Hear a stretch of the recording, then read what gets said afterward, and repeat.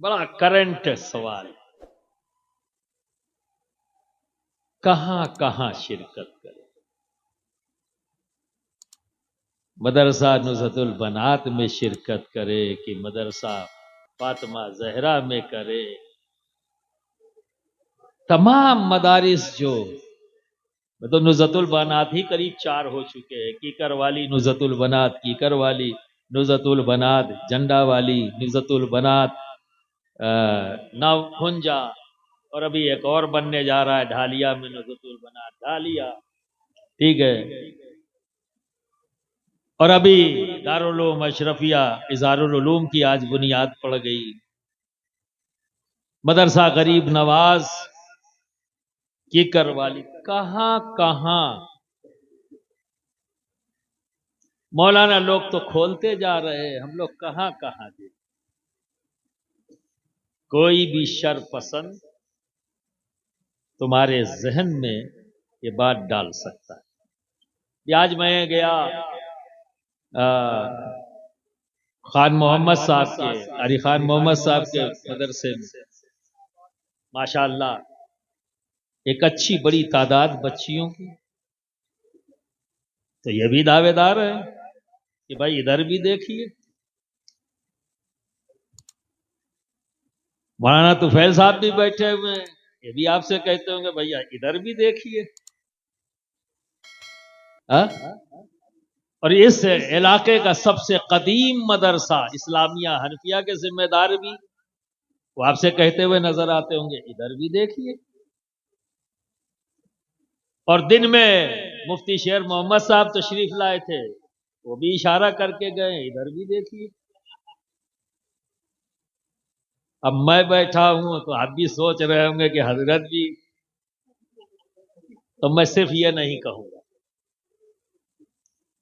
میں یہ نہیں کہوں گا ادھر دیکھیے، میں یہ کہوں گا سب طرف دیکھیے۔ سبحان اللہ سبحان اللہ۔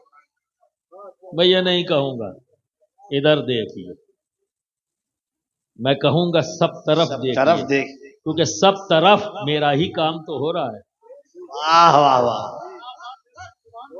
سب طرف تو میرے ہی جد کریم کی بات ہو رہی ہے، واہ واہ واہ، سبحان، سب طرف تو میرے ہی جد کریم کی تعلیمات کو عام کرنے کی کوشش کی جا رہی ہے۔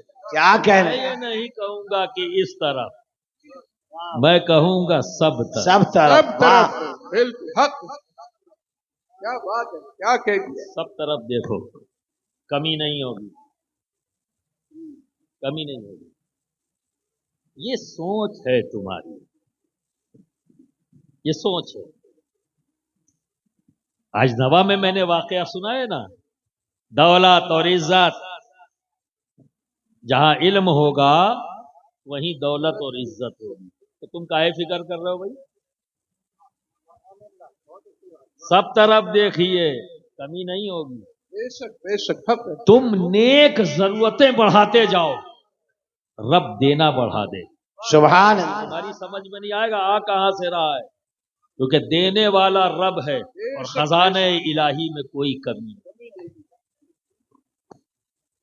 اب آپ سوچو گے اتنے مدرسوں کی کیا ضرورت ہے بھائی؟ ایک جگہ سے ہماری ضرورت پوری نہیں ہو سکتی، بے شک، کیونکہ کم و بیش صرف کیکر والی کو لے لو، ارے کچھ نہیں کم سے کم 1000 بچیاں تو ہوں گی۔ اب 1000 بچیوں کو پڑھانے کے لیے تو بانٹنا پڑے گا نا، کچھ بالکل، یہاں کچھ یہاں کچھ یہاں کچھ یہاں، پڑھانا تو 1000 کو، ایک بھی بچی چھوٹے نا، ٹارگٹ یہ ہے، ٹارگٹ یہ ہے کہ نہ ایک بچہ نہ ایک بچی، یہ ہماری مہم ہے، وگرنہ یہ سنتے رہو گے، علماء آئیں گے ان کے سامنے یہ کہا جائے گا کہ بچہ چٹا پیتا ہے، شراب پیتا ہے، گمراہ ہو گیا ہے، حضرات لڑکا بگڑ گیا ہے، لڑکا نہیں بگڑا ہے،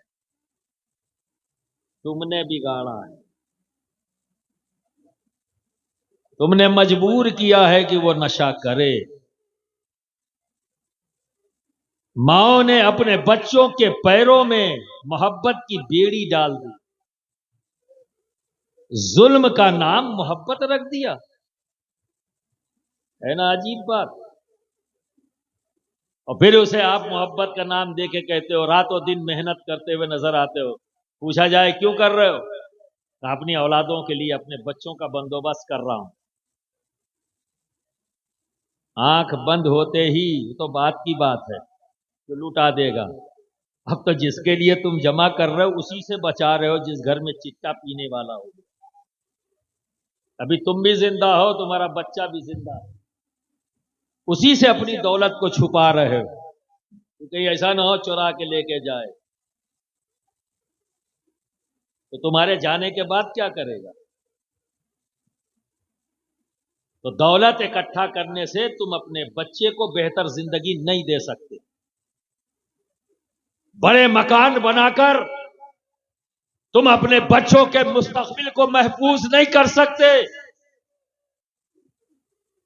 1000-2000 کلا کھیت بھی اگر تم نے اپنے بچے کے لیے تیار کر دیا تو وہ بھی تمہارے بچے کے مستقبل کو محفوظ نہیں کر سکتا۔